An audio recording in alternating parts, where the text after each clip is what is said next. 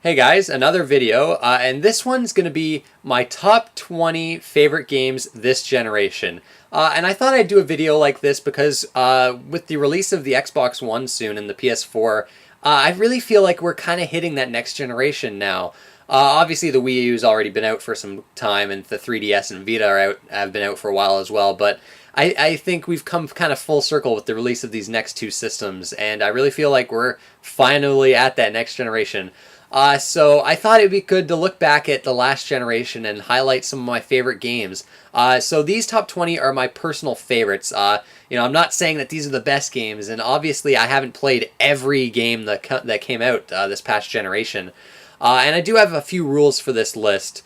The first rule is that one game per series. No, not multiple games in a certain series. Next, the game had to have come out after the Xbox 360 released, which was November 22nd, 2005. I got my list right here on a paper right here, as I'll go through them here. It actually took me a while to get this list down and get the numbers right. This was a lot harder to do than I was expecting. And I have missed out on so many games that are apparent classics, notably on handheld systems. I'll warn you now, there's not going to be too many handheld games on these systems from the PSP and DS. There's just so many classics on those systems that I missed out on. I got to admit, for the longest time, I wasn't really much of a handheld gamer. I didn't get a PSP. I still don't have a PSP, actually, but I didn't have a DS for the longest time. So I'll just warn you guys that, not too many handheld games on this list, unfortunately. But I think that's about it. Now, this is going to be a two-part video, or else it would go on way too long. And this first video is going to cover number 20 to number 11, and then a couple days from now, I'll upload the next part, which will be number 10 to number 1. Some of these choices may surprise people. I don't know. I'm very interested to hear what you guys think, and obviously also post maybe if you want to do a response or leave in the comment section what some of your favorite games this generation were. So with that said, let's get into the list at number 20, which is Bayonetta. Now, this is a batshit insane game. We're getting a sequel on the Wii U fairly soon, which I'm super excited for.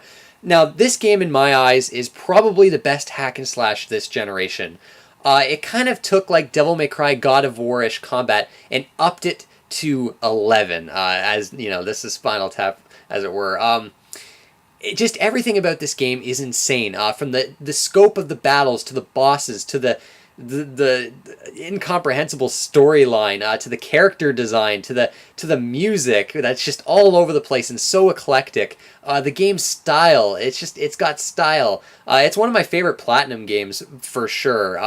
And it's one of those games that's almost exhausting to play in terms of its challenge. I was always felt appropriately challenged by this game. The first boss battle in this game is this epic, long, drawn-out battle that's very tough, and it feels like it would be the final battle in any other hack-and-slash game, and I was always excited to just see what this game would come up with next, what crazy idea this game would come up with.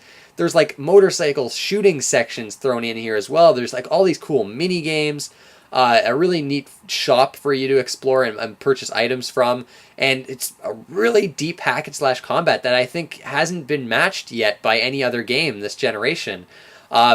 So with all that said, it kind of impressed me, and ever since I've kind of been I haven't been feeling this genre as much ever since Bayonetta came out. I've kind of been itching for another great hack and slash game, but nothing has really appealed to me until this next sequel, and I hope it's just as fresh and exciting as Bayonetta was. At number 19 is Rhythm Heaven Fever for the Wii. One of the most pure fun games this generation. It's got quite a high difficulty curve, but once you finally start getting the hang of the rhythm-based mini games, you get into this groove, and it's so hard to stop playing. There's a great co-op mode here, tons of great unlockables, and the style is just so humorous and so charming. It's a funny game too. All these mini games just made me laugh. Content-wise, there's not a lot of content here, and generally it's a simple game that's controlled entirely with just like the A and B buttons. But the amount of pure joy I got from this game was unparalleled as far as this past generation went. At number 18 Max Payne 3, probably my favorite third-person shooter this generation that focuses pretty much entirely on shooting. I turned off the auto aim assist in this game, and what I got was a game with a totally gripping and dark storyline, but with with shooting that where I felt like I had to be precise and I had to aim properly, or else I was going to get killed. It offered a stiff challenge that was never frustrating. But at the same time, it was always fun due to, the signature Max Payne slow-mo, which I thought might have been an outdated mechanic, but works so well in Max Payne 3. And then you have the typical, entertaining Rockstar dialogue in this game that's not as flowery as Rocksteady's writing, but it is just as great as that, I feel. They really, they took the torch from Remedy and did a great job with Max Payne 3, and it's another game like Rhythm Heaven Fever where I just had so much fun with it, and the storyline was just hooking me from start to finish. The cutscenes are amazing to look at, and just the game's style, the Tony Scott kind of almost directorial style, I thought was really well done and really worked for Max Payne 3. Just one of those games that I think, it didn't really get too much praise, but I look back on it so fondly as being one of the few well done, in my opinion, first person, or not first person, but shooter campaigns. I feel a lot of shooters these days are just going for multiplayer with these really tacked on single player campaigns. Whereas, Max Payne 3 delivered a really strong single player component. Definitely one of my favorite games that came along this past generation. At number 17 is Deadly Premonition. Deadly Premonition is a flawed game. The controls aren't great. The graphics, this game looks like a PS2 game. The AI is not so great. The weapons are not fun to use. The frame rate isn't that good. It has a feeling of, it's not a good playing game. What Deadly Premonition does offer is one of the wackiest, most humorous, and entertaining storylines I've seen in a video game in years. And more importantly, the game's got a sense of style and atmosphere that I wasn't expecting. As a horror game, it completely fails. It's not scary, and it's more funny oftentimes than not. But the Twin Peaks influences are strong here, and I love that. And it offers one of my favorite characters this generation, and that's Francis York Morgan. How could you not like this guy? Totally goofy. All his pop culture references are awesome, and he has a nice arc. From start to finish. He's got the great backstory too. All the characters in this game. Characters have their kind of own schedules, and it's kind of like an open world. And this Greenvale is such an interesting place to explore, and these characters are so wacky that you want to really get to know them. And the story is just full of surprises from start to finish, that it's totally worth playing through this game, getting past the mediocre gameplay, and it's really not even that bad. It can be fun at times. The Raincoat Killer, hiding from the Raincoat Killer, is actually a pretty intense experience. But play through this for the story. You will not be disappointed. It's one of those games I wish we got more of this generation, these really wacky Japanese games that, maybe they're not so great in the gameplay aspect, but they deliver these totally off-the-wall storylines that keep you interested, from start to finish. Highly recommended. Its flaws make it so that it only reaches number 17 on my list, but it's a game I'll never forget. This is a survival horror game that totally works, and this caught me off guard when this game came out. I wasn't following it at all, and then I saw that the reviews were highly positive, so I rented this game with my brother, and we kind of played through taking turns, and it's an experience I'll never forget. For one, the visuals in this game still hold up so well. The Dead Space trilogy as a whole looks fantastic. I love the Event Horizon inspiration in this game, because that's one of my favorite, actually, horror movies. A very underrated movie if you haven't seen it.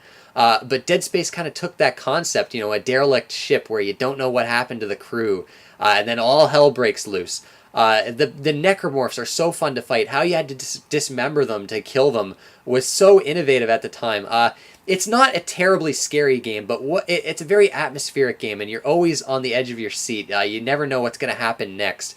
And the combat, taking a cue from Resident Evil 4, an over-the-shoulder kind of view, but you can aim and run at the same time, is so much fun and so it feels just great ripping apart these necromorphs. The boot mechanic where you crush corpses with your boot, I thought was so satisfying. I love the looting aspect to this game.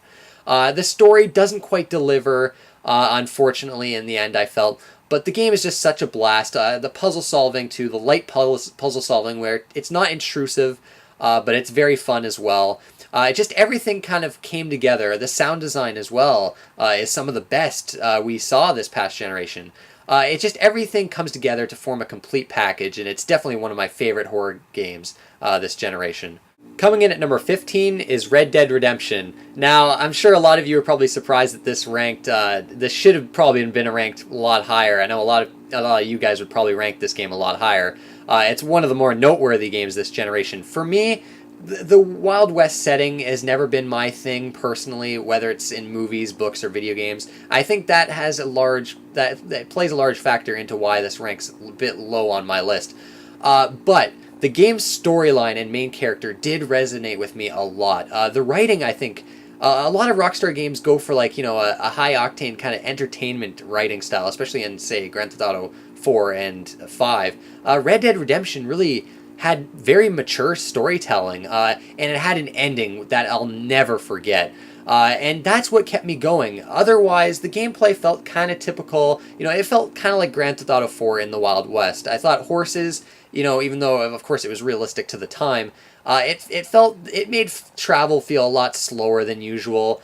But the amount of side activities to do in this game was endless. I love just hunting for wild animals in the wilderness. That part of the game I really did love, and I definitely did get hooked on this game. And the multiplayer was far more enjoyable than I expected. I really wasn't expecting to like that multiplayer all that much, but really, as a complete package, it's excellent. And really, it's the storyline that gets this game to number 15 on my list. At number 14 is The Elder Scrolls V Skyrim. I was super hyped for this game, I gotta say. Oblivion disappointed me, so I was expecting a lot from this game, and it did not disappoint. The combat was nice, a nice improvement over Oblivion. I loved how there were more weapons and armor. The RPG elements just felt more defined. It didn't feel as dumbed down as Oblivion did to me compared to Morrowind, which is still my favorite Elder Scrolls game. But I just got so lost in this world. The side quests I thought were actually more interesting than the main storyline. I just got really lost in those. And just the lore, as always with the Elder Scrolls games, is fantastic. The dragon combat I thought was good. It could have been better, but I still really enjoyed it. The voice acting and production values, of course, are top-notch. It's just such an immersive game. When I first played it, I played it for like 9 hours straight. I was addicted to it until I was finally done with this game. I think it is a bit overhyped as far as this generation's games go. Even in terms of RPGs, there was an RPG that came out that same year that got, that was overshadowed by Skyrim that I think is a lot better. But still, Skyrim had definitely a lasting impact on me, and I definitely admire it for the improvements it made to Oblivion. And the series as a whole I just love, and I can't wait for the next one. At number 13 is The Walking Dead, the whole game, the whole Season 1. Now, this was my favorite game of last year, of 2012, and it ranks as one of my favorite games this generation. As far as writing and story and characters go, I don't think this game has been dethroned. It really emotionally grabbed me. Certain moments actually emotionally affected me more than I would have ever expected out of a zombie game. I mean, zombies were just the backdrop for this game. It was much more about the character development and the writing, which I admired. Even the graphic adventure elements, I thought, like the puzzles, were never intrusive. You were never bogged down by needless gameplay or needless shooting. Even though the shooting sections weren't great in this game, there weren't many of them. It didn't waste your time with needless crap. It just gave you an excellent story, an excellent main character, an excellent child character, and some of the best writing in video games.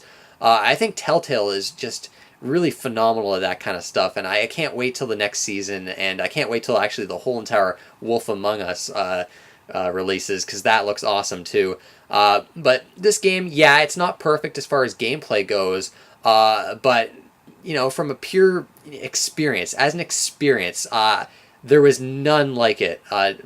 Not very many like it this generation, and it will stick with me for a long time to come. Number 12 is Mega Man 10. Now, Mega Man 9 was a dream come true for Mega Man fans. An 8-bit styled Mega Man game. That was just insane for us Mega Man fans. And I loved that game to death. But Mega Man 10 I felt was better in the sense that it felt different. Mega Man 9 to me, as much as I love that game, it felt a bit too much like Mega Man 2, and I didn't think the music was anything special.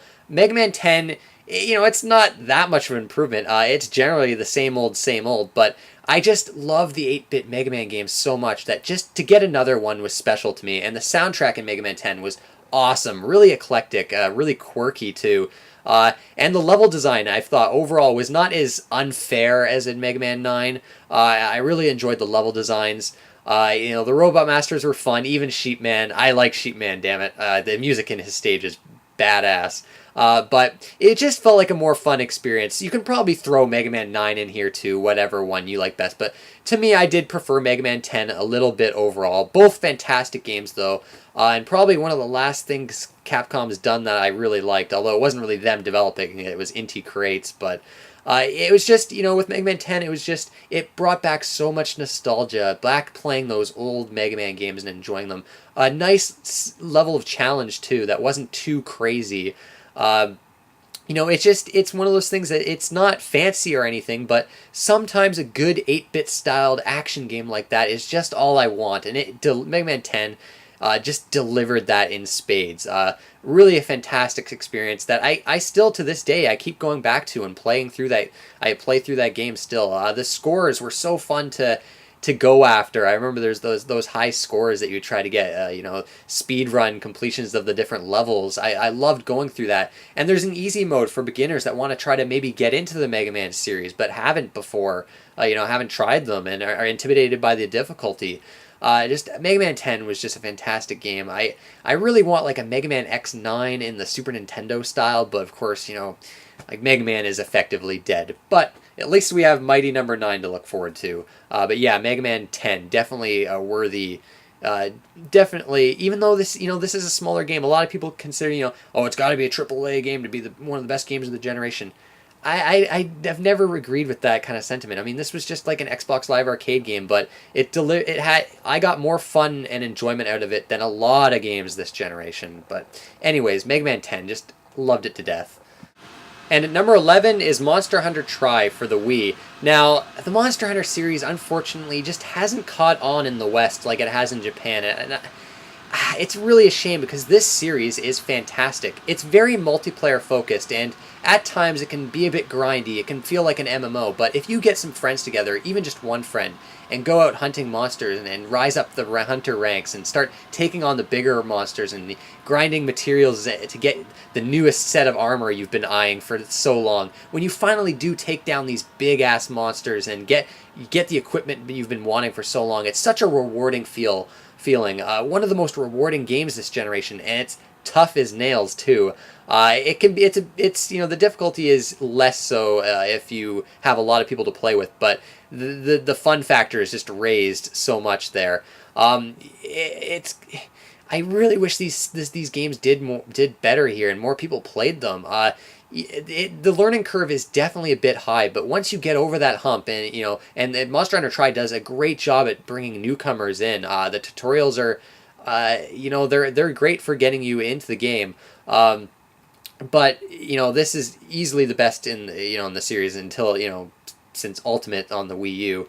But I put in, I think, like over 400 hours into this game playing with my friend, which I'm even more hardcore into the Monster Hunter series than I am. And every time he'd come over, we'd just play for hours on end trying to, get the new set of armor. And we've eventually made it to like the highest rank monsters, and that game gets tough, but it's so fun and so rewarding when you finally take them down.